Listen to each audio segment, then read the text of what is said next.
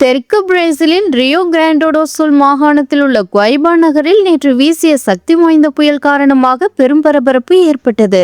குவைபாவில் உள்ள ஹவான் மெகாஸ்டோர் வணிக வளாகத்திற்கு வெளியே வைக்கப்பட்டிருந்த 24 மீட்டர் உயரமுள்ள சுதந்திர தேவி சிலையின் பிரம்மாண்ட பிரதிமை பலத்த காற்றினால் இடிந்து விழுந்தது.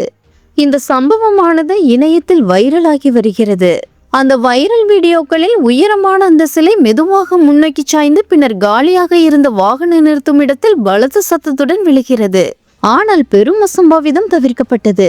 பலத்த காற்று காரணமாக சிலை தரையில் விழுந்த காட்சிகள் காண்போரை அதிர்ச்சியடை செய்துள்ளது. இந்த சிலை 1990களின் முற்பகுதியில் நிறுவப்பட்டதாகும். மேலும் ஃப்ரீமேன்சரியுடன் தொடர்புடையது. இந்த சிலை சரிந்ததால் அப்பகுதியில் பெரிய குழப்பம் ஏற்பட்டுள்ளது.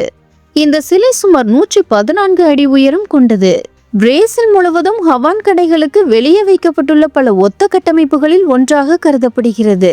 உள்ளூர் அறிக்கைகளின்படி தோராயமாக 24 மீட்டர் அளவிலான மேல் பகுதி மட்டும் இடிந்து விழுந்ததால் பாதிக்கப்பட்டதாக நிறுவன அதிகாரிகள் தெரிவித்தனர். அதே நேரத்தில் 11 மீட்டர் வீடம் அப்படியே இருந்தது. இந்த சிலை இடிந்து விழுந்த விபத்தில் எந்த ஒரு உயிருக்கும் பாதிப்பு ஏற்படவில்லை என அதிகாரிகள் தெரிவித்துள்ளனர்.